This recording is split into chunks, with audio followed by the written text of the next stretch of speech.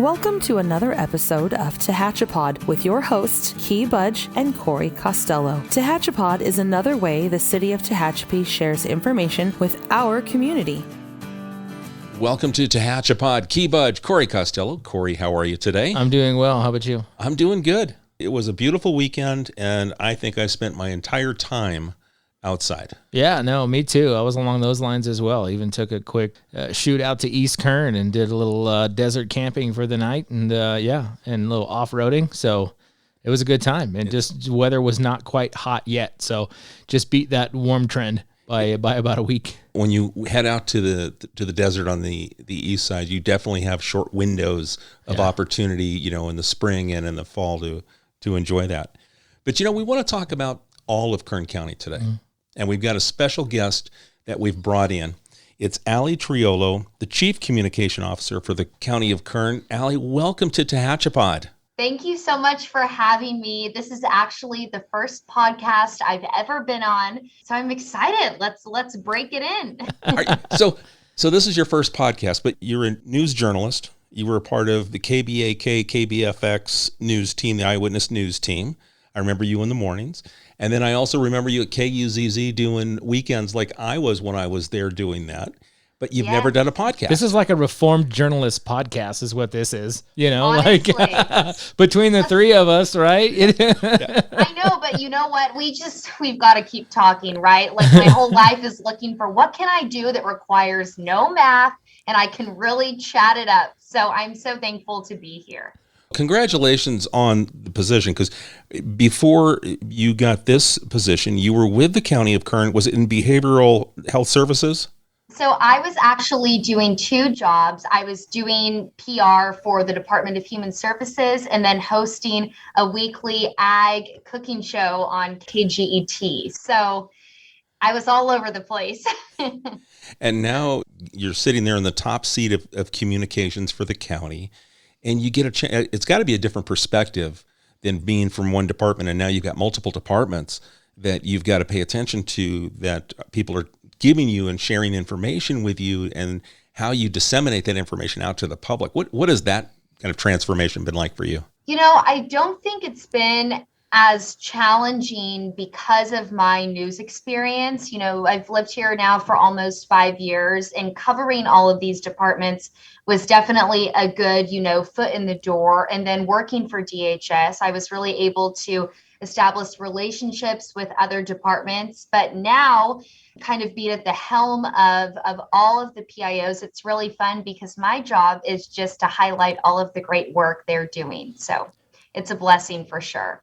You talk about getting the information out, and it's obviously a challenge these days. And I think we probably have different models, I guess, because with the city of Tehachapi, we've had to sort of take on the role of being our own news organization because of budgets in the media. I mean, to be honest, they've cut staff at the newspapers. They've cut, and our TV folks in Bakersfield do a nice job of covering us occasionally when we ask them, the high-speed rail being a great example of that.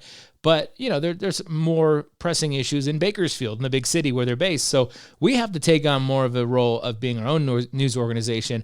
But is it a little different for you at the county? I mean, because you're located in Bakersfield and you have those relationships, is it easier for you to rely on the media to get your information out?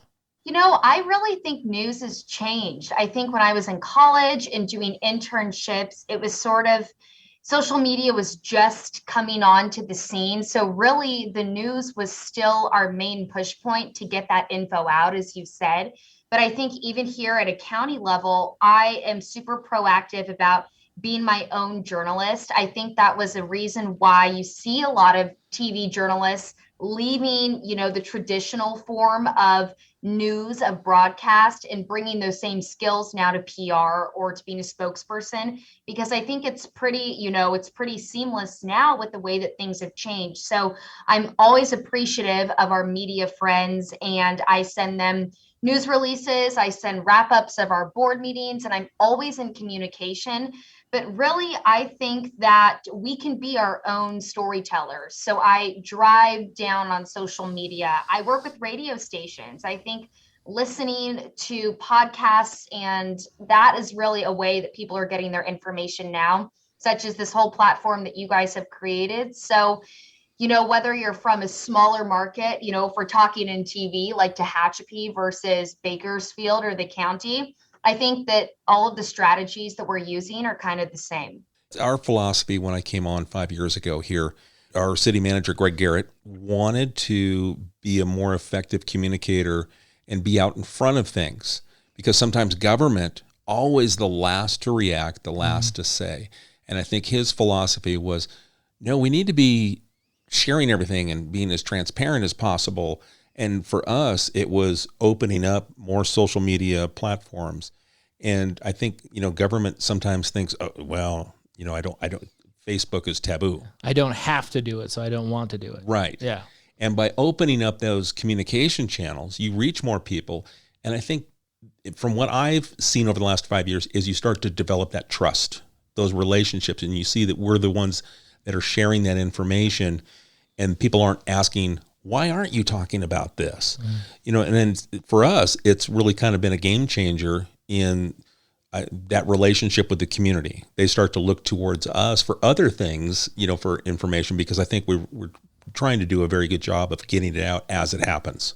Good, bad, or indifferent, wherever it lies, you get it out and let the community decide what they're going to, take away from it. But I think we've kind of flipped the script, if you will, on not being reactionary, but being more proactive. Exactly. And I think that when I was, training to be a journalist, it was very much remain unbiased, tell the people what's going on. And I take that same approach to government. I mean, here at the, CAO's office, I'm always wanting our community to like government, to be engaged. I think that it's a relationship where you can't have government without the community, and the community can't withstand itself without the leadership and the services that government provides. And many people trying to get through their busy days. This year's been a challenge. What laws maybe we're passing, even if they're small, that may not be the first thing on their minds. And I totally get that. So I'm trying to find a palatable way to explain to people why X, Y, and Z is important for their daily life. So that's really my goal, especially through social media. And I think, Ali, you sort of hit the nail on the head too about how it's actually presented, because I think it's always a good thing when you've got, former TV reporters and radio folks, and let's be honest, the money's a lot better on the outside of the media world, because it just doesn't frankly pay that great. But the experience that you've garnered and in yourself and myself and Key, knowing that information, but then also knowing how to present it, because in the past, a lot of the government sites or the government information was very cut and dry, black and white. This is it. But most people, as you pointed out, they didn't necessarily understand it, right? And so I think the key is to sort of bring that really sort of common man approach to this, I guess you can say, and deliver it in a way that people get it and it resonates with them a little bit. Yeah, I mean, I couldn't agree more. Drop an emoji in there, make it fun. Government can be bland sometimes, but there is a meaning behind the madness. And as long as you know how to be a storyteller, whether that's at the anchor desk, writing for the Californian, or being a spokesperson for a community, you can find that nugget of what people to know and then tell them in a way where it seems like you're out to dinner, you're friends, you're talking about it. So that's really how I'm approaching this new job here. Yeah. I know our style that we always strive for is a conversational style. Mm-hmm. And like with the podcast, the empty seat that's here right now is that person that's commuting, to work in Bakersfield from Tehachapi, and we're sharing information that they normally wouldn't have the time to get. And that's what we're finding is with 65% of our population here, commuters either to the Antelope Valley or to the San Joaquin Valley, that we're able to get them information, and we were able to expand upon it. It's more detail versus, that 10-second sound bite that I get on, the news, or, whether even if it's a, 400 to 1,000 page written story, we can talk about some of these little odds and ends a little bit deeper and get into the minutia. And we're seeing a positive reaction to it, I think is the other takeaway we're seeing.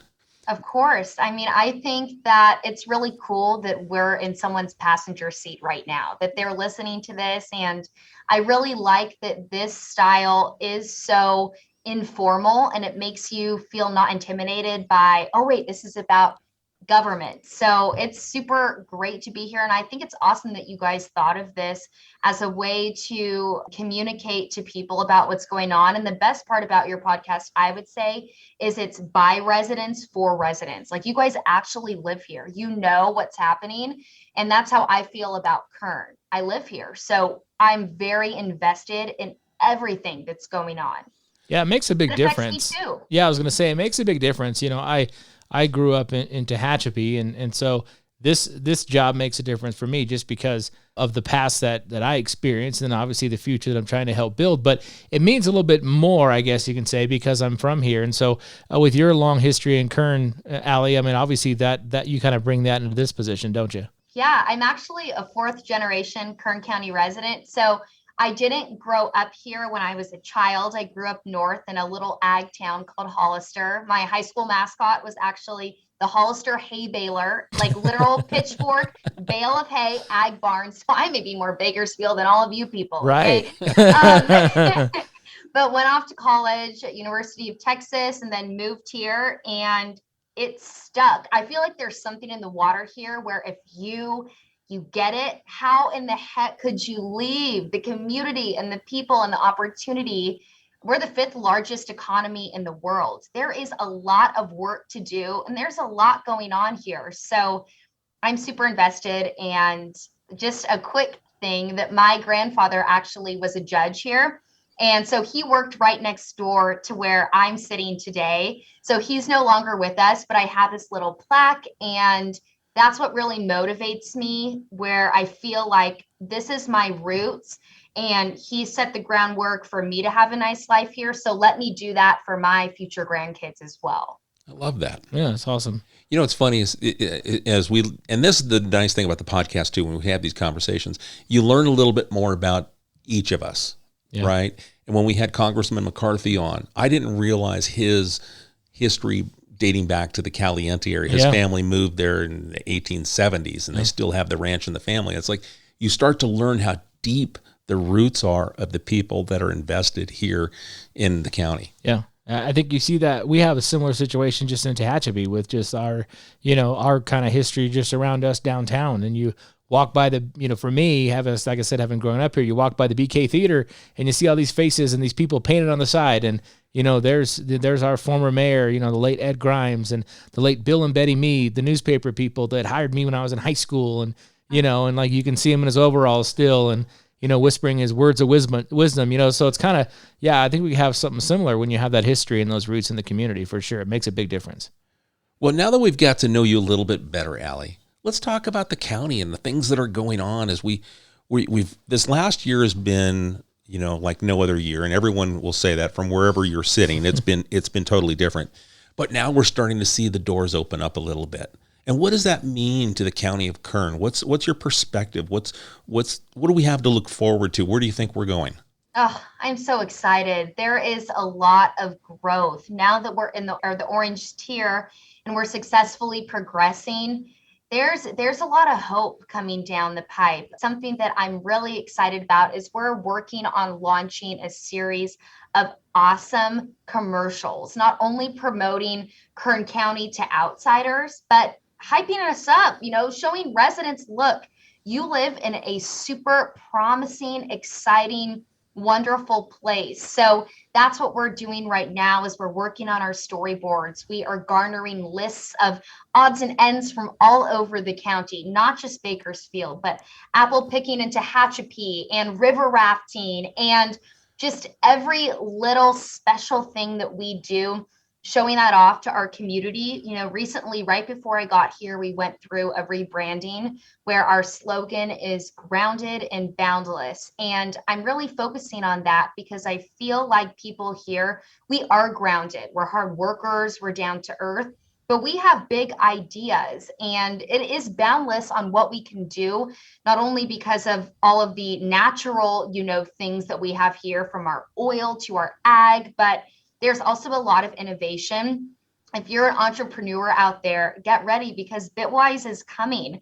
And this is an idea hub for people that are creating their own hubs of apps and ideas. And this is going to be a place where you can get that big city, attentive help and guidance, but right here across from the Padre Hotel. And we're accepting different cohorts. And what I've really seen, I'm in my late 20s, so I feel like I left living in a big city to come here, but I feel like we're a big little city. We have all of those amenities, and I think each year we're only going to get more and more proactive and lean deeper and deeper into that.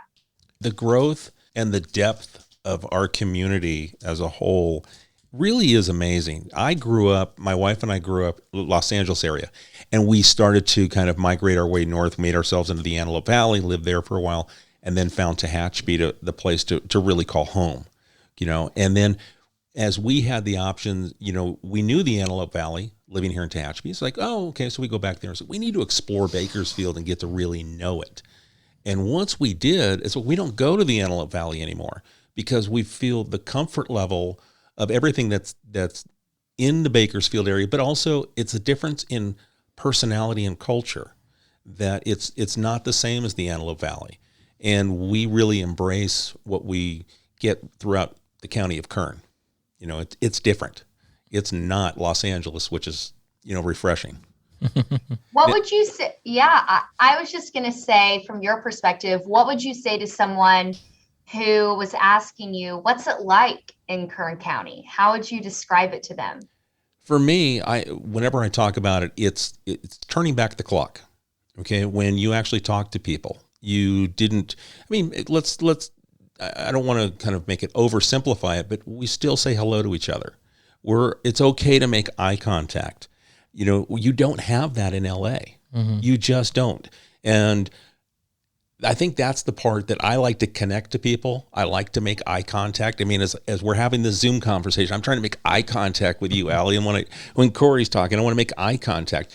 There's that connection that you have with people that I find here in Kern that I think was lost in LA because the pace is at double the speed. And you don't need to go double the speed to get it done. And I think that's what I say is like, hey, you can slow down and enjoy life a little bit. You're still going to get everything done that you need to get done, but you don't have to push people out of the way to get it done. Yeah. I think there's a diversity aspect too, because this county is so different across just the county. You think about the land representation of Kern County, right? You've got the valley of Bakersfield. You've got the mountains of Tehachapi. You've got the Kern River Valley. You've got East Kern, Ridgecrest, California City, Mojave Desert. And so many different, geographical options, and the people slightly different as well. But your offerings and your culture is different. You've got a major Hispanic population and what that means, but you've also got the original farm workers, which were from Oklahoma, from the Dust Bowl and that sort of settlement. A lot of people go back there. You've got a big Filipino community, and that culture and Sikhs, and, go down the list, and so that all kind of brings this really interesting melting pot for the community, which is awesome. So you've got geographical diversity, you've got people diversity, and in other places it's kind of cookie cutter because, this type of person lives here, in this county. And so I think, we've got that. And the land is like that, Orange County, the land is dominated by the waterfront, right? That's the big, the big sales push.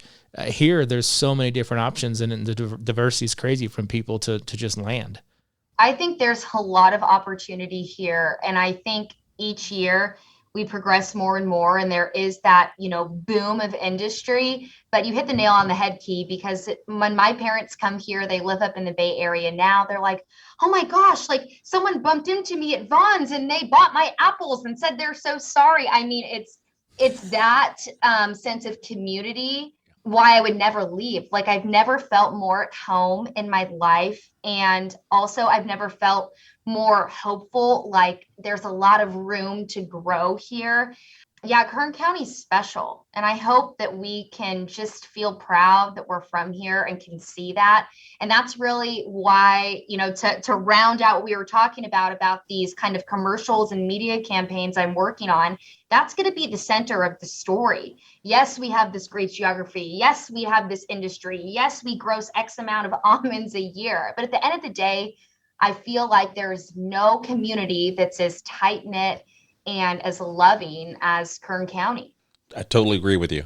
Hey, let me ask you, when you talk about your media campaigns and where you're putting these things together to really highlight Kern County, when you think about East Kern, and we always get categorized right at the East Kern border, if you will, we're kind of the first community you get to in East Kern when you're leaving Bakersfield. What is your thought process as you're going to move forward to do reach out and kind of tell the story of East Kern? Is there, something that you guys have talked about, chewed on, that you where you want to go pumping up East Kern? Absolutely. So before this whole pandemic hit, I think it was on the horizon to do something like this. And then COVID took center stage. And I'm sure so many of you listening and, Key, you guys know a lot was put on the back burner. So now that we're moving towards the other side, we have a huge list going of all of the things that we want to show. And East Kern is a super important part of our county. Even when I was, doing the whole TV thing, I knew it was important not to just talk about Bakersfield, because every county or every city within our county is important. I think we could have a great kind of beautiful scene of the apple picking and the wine tasting and the mountains and what you guys have. I mean, even the Tehachapi Loop, that is an icon. People love that. So for me, I don't want to pretend like I know your story and like I've lived in Tehachapi my whole life. So once we get things more nailed down in regards to getting our production company to come and scout, that's when I will be connecting with every city to make sure they're at the forefront of what they want to showcase, because that is their story to tell. I'm more just trying to be that facilitator. And that's refreshing to hear, because that's one of the conversations we've had with some corporations about the disconnect of not understanding that these communities are unique. And if you put together this big marketing plan and it's targeted and you just like, this is what we do in the big city, so that's what we're going to, do to highlight. There's a disconnect, and we live in Tehachapi because we want to. Yeah. Mm-hmm. This is a choice that it's like, I used to tell people, I feel like I'm on vacation when I get home. When I worked in LA and I would come back to Tehachapi, it's like, I feel like I'm on vacation when I get home. And there's that, it's just a different, it's the apple and the orange. And that's, I think, what some people don't connect with. So it's so refreshing to hear you talk about that, about wanting to get that reach in each community and make sure that it is specific and it hits the message of that community.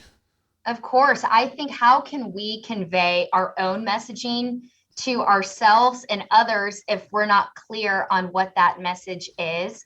And there's so many emotions, I think, when it comes to the Central Valley, where people sometimes feel like they're overlooked, or that other Californians don't see what a jewel we are. So I think that doing something that puts our strengths out at the forefront, but puts out who we are, I think it's going to give us a lot of pride as a community to say, hey, we live here and we choose to, exactly like what you said. I think a lot of people, though, are realizing that, though, with even without that. True. I think the educated person is realizing, hey, that's a great place to start my business in Kern County, or I'm relocating now that I can work from anywhere. I'm choosing here. I know Kern Economic Development Corporation throws out a lot of statistics about the Bakersfield metro service area, which technically is the entire county.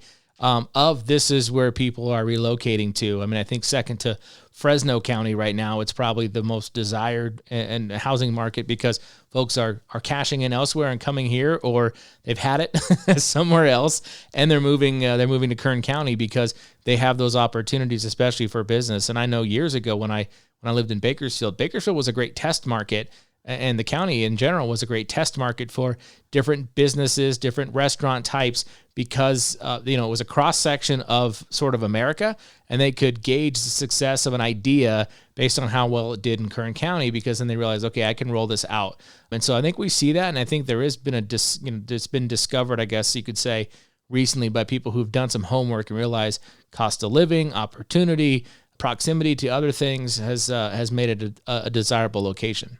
I totally agree. My fiance is in the whole real estate scene, and the people that he's seen coming here looking for homes, they're from Chicago, they're from Florida. They're not even necessarily Californians, but our message is spreading beyond just our state border. People from all over the nation realize the potential here. So that is very encouraging. But, while we are developing these media campaigns, I don't think that we're trying to sell Kern County. That's not what it's about. I think what we're trying to do is we're a humble group. We know what we've got and we know it's good, but we're not necessarily screaming it from the mountaintops. And I think I kind of want to brag a little. So that's, I want us to see what we're doing here and have it be a means for others to witness that too. Yeah, I like that. I like that approach because I think we've even seen that within Kern County, honestly. And to be completely honest, with other cities that yell and scream like, no one's paying attention to us, pay attention to us. And it's like, why? Like, okay, so why should we pay attention to you? Well, just pay attention to us because we're really good. Well, why? You know what I'm saying? So I think, not being like this desperate, like, yelling at, you need to pay attention to Kern County. I think there's a way to, like you said, brag about it a little bit, focus on the highlights, and then let the rest just kind of tell its own story. I don't think you need to be, really in your face, aggressively pushing, like, you need to pay attention to us, because that also sometimes comes off as a little bit desperate too. Of course. No, that's not the thing. My job is I'm the communications person. Like, I'm just here to help streamline our messaging, and it's both for our internal means, our external means, and that's really what it's all about. We start talking about tourism starting to take off again. Local tourism. I'm thinking about my day trip that I can go take. You took a weekend trip here and stayed in Kern County. Yeah, so twice in the last month I've done that. And that's what I think that we we're able to kind of take care of each other, because we do know what we have here in Kern County, and we can do those little getaways, whether you're coming to Tehachapi or heading out to the desert for fun, whatever it is. And then that is where you kind of can grow from. We internally, inside the county, we kind of take care of each other. And then all of a sudden, we've got folks from Santa Clarita coming up. Yeah. We've got people coming down from, Fresno and vice versa. It's like you start with a small snowball, and before you know it, you've built the whole snowman, just by rolling just a little bit at a time. And I see it internal to external, because we've got so much that's cool. Yeah.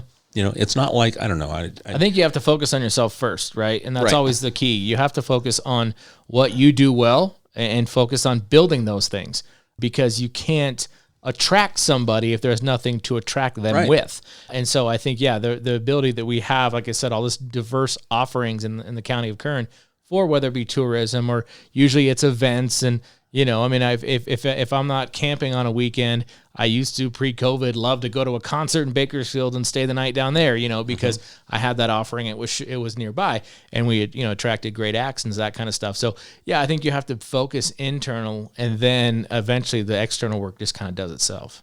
So as we continue to move forward here, Allie, I know that our public health department has really been pushed to the forefront as every county, across the state and across the United States. But we've got so many other departments, within the organization that are critical to our day-to-day. Here, Kern County Fire, provides fire services for us. Animal Services provides our animal services. And something I didn't know, which I thought was cool, and I don't know if you know this note, when I was looking at Animal Services, they achieved a no-kill status in July of 2020. And that's not the reputation that we had in years past. So, wow, what a job that, Animal Services has done. Yeah, and Animal Services, they are so good at connecting to the community, from using social media like we talked about and actually live streaming the animals that are up for adoption, coming to our board meetings, going on newscasts, and holding up a sweet little pup. Those guys are adopted in an hour. I've even fallen into the trap where I've been like, okay, do I really have the means to take care of a dog? Because it's great, authentic marketing, and this community really has a heart. On Friday, so the best part of my job so far is I have gotten to kind of be a tourist for the day, in the sense where I will just link up with the department and they'll kind of give me a tour of what they do, what their world is, and how it runs. And this is going to sound so crazy because I love a nice lip gloss and a cute outfit, but I was enamored with the dump. Yes, the dump. I had a full public works tour on Friday, and we went from dump to sump to trash pickup. Where does your mattress go? How does it all work? And I'm sitting there and I'm thinking, these people are heroes. The people picking up your trash are heroes. They get, I don't know, 5 days off a year. How else are we going to keep this place clean? And how are we going to drive on our roads if they're full of potholes? And just to see that it's like, when you're driving in your car and it's 9 a.m. and you're 5 minutes late to your meeting, you're not really thinking about what a blessing it is. You're not going over, broken roads, and there's not trash all over the streets. And so just to kind of reignite that familiarity with our basic necessities of water, of trash, of clean pavement, that was really neat. And I admit it, I don't think about that in my day-to-day operations. I almost expect it, but it's like, wait a second. We have hundreds of people dedicated just to making sure your basic standards of living are met. And that's really cool. We've found, and it's been my experience, that over the last 5 years, that the community cares the most about the boots on the ground. Those that are taking care of our roads and streets, and then our law enforcement. They care about how they get from point A to point B, and that they can do it smoothly. Mm-hmm. And whenever I put together some kind of a post that features public works, it blows up. And it's, guys using equipment. Yeah. It's guys fixing the potholes. And when the community sees it, they're like, okay, that's what I want to see. Yeah. I want to see my tax dollars going to something that's tangible for me. I'm driving on it. I'm benefiting from that fix. And don't get us wrong. I mean, roads still have potholes. Roads are still messed up because, to be completely honest, the state's not giving us the money that we pay. Your gas tax is not going where your gas tax was supposed to go. So whether it be the city or the county, we'd love to fix every road. But in the state of California, labor costs a lot. Asphalt costs a lot, and we're not getting the money back that you all put out at the pump and in your vehicle registration. So that's kind of some limitations, I think, with a lot of programs, but sort of that public works in general being one of them. I mean, I think it could be better across everybody's board, but there are a lot of good people doing a lot of good work with limited resources, quite frankly. Absolutely. And I think people aren't necessarily realizing, if something's going wrong locally, like, there were times when I didn't even wait a second, this really isn't a local government thing. This is a federal thing that affects us, and that's why we do it this way. Or this is a state thing, and that's why we do it this way. So the good thing about our community is we're filled with good people. And I know that we give each other grace, but government's complicated. But also it's so powerful, and it's a blessing to be able to find a way to explain it and communicate it and really share the good. Where are we going here in 2021? I'm going to throw that such a broad question for you. But where do you see us going here in 2021 as we move forward? We talked about the new tier, but is there something else that's going to happen besides the maybe becoming more normal? Is what's going on here with the county? Is there anything that we have to look forward to that you can say, oh, yeah, I can tease this a little bit? I think there's a lot we can look forward to all along that viewpoint of normal life. I think when this June 15th deadline comes and we're out of this whole blueprint for a safer economy and we could try to open things back up, capacity can increase. According to state guidelines, we can be having weddings now, and those guest limits can only be growing and growing and growing. And I think the pandemic took a toll on all of us in different ways, maybe similar, but what I'm hoping is our community comes through this more driven to really live, to live their dreams. If you want to start that business, we're not charging you to get a business license here. Open up your business. We want to support you. There are grants to help. There are ways that we're trying to encourage the community. And so hopefully by taking what we've learned that life is short, let's live it. I know our county is in full support of making sure that residents feel like we're not going to let what happened in this shutdown keep you from reigniting your life. And that's really it. Allie, let me ask you in closing here, because we want to let you get back to your day. I know it's your first podcast. We don't want to overwhelm you with taking too much of your time. Is there anything in closing that you want to share with the community that we haven't touched on today? I just want to share with the community that I was not part of government ever, and I never really thought about it. And coming here, I want you to know that we're in really good hands. Everyone is driven. Everyone is here because they love it and they want to make change. And if you're listening to this and you're not sure if our government really cares about you here in Kern County, we really do. And I think about you guys late at night in bed when I'm like trying to go to sleep. I'm like, how can I get this to happen? Like, we're trying to solve the homelessness problem. We're trying to let you get your restaurant back to full capacity. It's a blessing to be a part of your story. So thank you. This is Allie Triolo, the Chief Communication Officer for the County of Kern. Allie, thanks so much for your time. We really appreciate it. It's just been a pleasure to talk to you.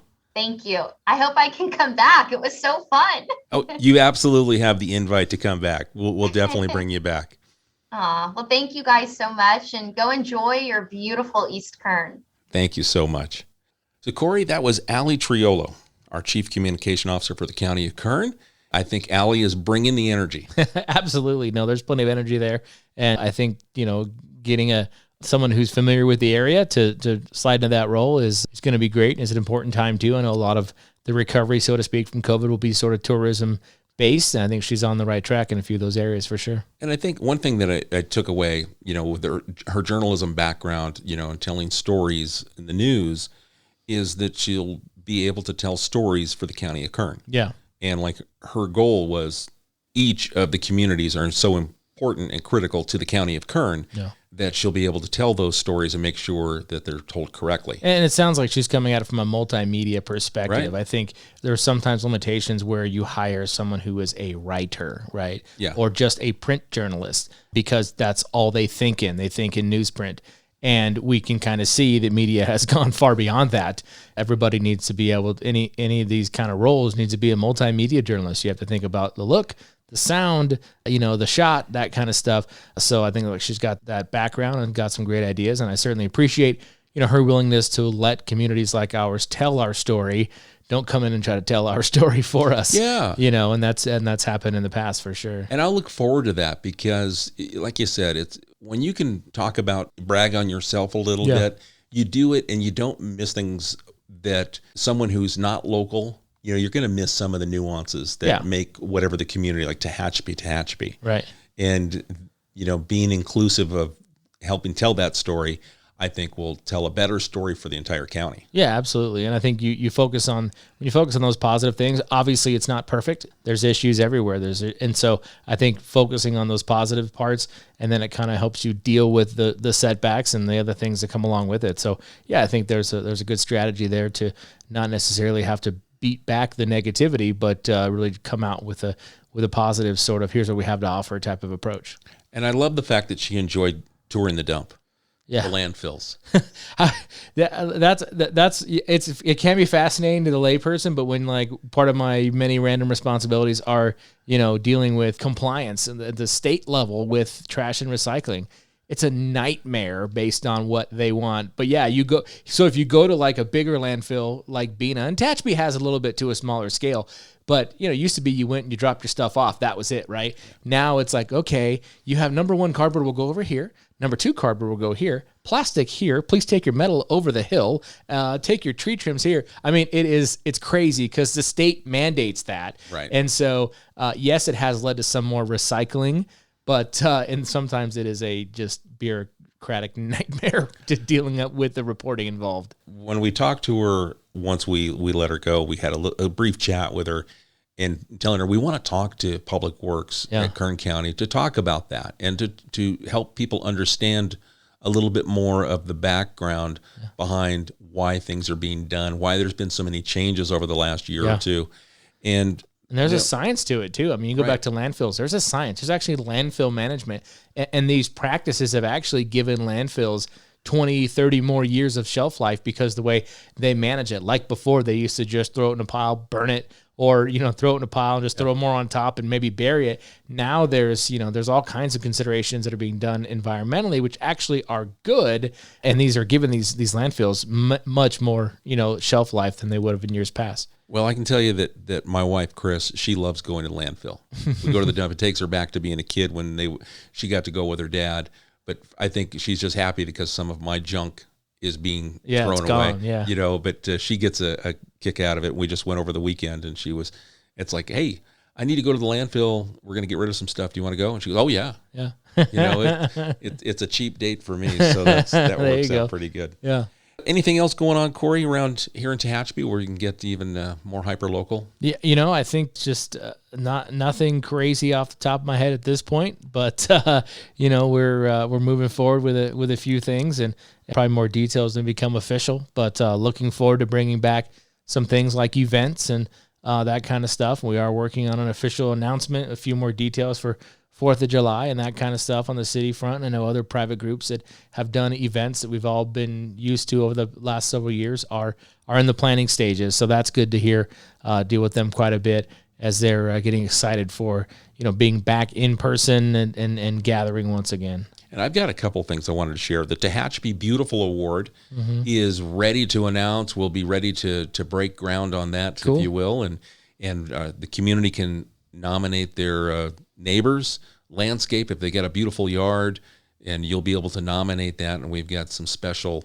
awards that we'll be presenting to some of the beautiful homes here in Tehachapi. Cool. And a lot of work being done on those homes that have been refurbished, so to speak, or renovated and yards changed. And it makes a big difference. It really does on just a street. And that's why the city has landscape standards. And some places people complain, but I'm going to tell you, if your neighbor's yard is yellow, brown, and dead, and yours isn't, but it's going to affect the entire street, the entire neighborhood. So it's really nice to see people really step up and not do it because they're being forced to, but because they enjoy doing it. And it's been kind of a benefit of COVID, that's for sure. Another thing I wanted to throw out was just a reminder of the Text My Gov that we launched a few weeks ago. And if you see that pothole like we talked about with Allie, or you see something around the city of Tehachapi and you want to let us know, you can do so by texting to us at 661-441-3844. Put the word HI, H-I, in the body, and you'll be opted into our Text to Gov program. And then text pothole. Yeah. And then we'll send you the form to tell us where it is, and then that will automatically go to our Public Works Department. Or if you have another question, we're continually updating the list of words. So we've had someone send in a word that we didn't populate, and we said, oh, that's a good word, so we'll add it and then have the right connection. So it's growing with us as we launch this to the public. But again, just opt in and have it ready. And so I opened up my cell phone while Corey and I were talking, and I have Tehachapi City Hall, Text My Gov, and then the phone number, 661-441-3844. Easy as that. Text hi, you're in. And then also you can opt to get push notifications. So if we have an event like Farmers Market coming up, we want to send you out that reminder. These are non-emergent notifications. Text the word Tehachapi to 91896. So that's the number that you populate, the short code, 91896, Tehachapi, and now you've opted in for push notifications. So every Thursday, well, hey, don't forget the Tehachapi Farmers Market on Green Street today at 4 o'clock. Yeah. And that'll be coming in just a few short weeks. Cool. But that's something that we've added, and we're seeing it being used already. Yeah, a couple things on both those fronts. I mean, even if like your trash or recycling is missed, text that, and that'll go directly to somebody and get it right in the hands of Waste Management. They can get that fixed. A lot of, whether your lid fell off your cart or it fell into the truck and it's gone, send that. And then that's just a quicker way to get, to get it out there that you need some service there. And then you brought up farmers market too, and we are still taking vendors right now for that. That is on our website at TehachapiCityHall.com or liveuptehachapi.com. And you can, if you'd like to be a vendor, we're kind of being selective in terms of, this is a farmers market. So obviously the push is around produce, vegetables, things that are grown. We certainly have the capacity to take non-produce vendors, and we do have an application there, but we can only take X, we don't want to oversaturate with a lot of people that are selling soap or something like that. So, but if you have something that you think would be great and you'd like to be a vendor, that application's on our website and front and center on the news section. You can fill that out, and we're taking those applications through the month, I think a couple more weeks actually, because our first farmers market will be June 3rd. So, folks, if you've got a thought, idea, show, suggestion, just send us an email, media@Tehachapi City Hall. Corey, Greg, myself, we'd all love to just chew on that email and say, hey, let's bring it to the conversation. And that's why we're going to do the one on wastewater. That's why we're going to do the one on the landfills and household hazardous and get in to the backstory so people understand a little bit better. So that's media@TehachapiCityHall.com. Corey, thanks for hanging out here. I hope you enjoyed the conversation. I thought, Allie was great, and looking forward to getting a chance to work with her in her new position. Yeah, I think she just made me feel old though when she said she was in her late 20s, and I'm thinking to myself, I was learning the role of being a journalist in my kind of, about that many years ago. Yeah. Well, tell you what, my son is in his late 20s. Yeah. Okay. So Thank you for making me feel better, actually. Yeah, So anyway, folks, don't forget media@Tehachapi City Hall. We are TehachaPod. We appreciate your time, and we'll catch you soon. TehachaPod is a conversation about Tehachapi designed for the people who live here or who would like to know more about this mountaintop community. If you have a question you would like answered, email media@TehachapiCityHall.com. We will try to answer it on a future episode of TehachaPod.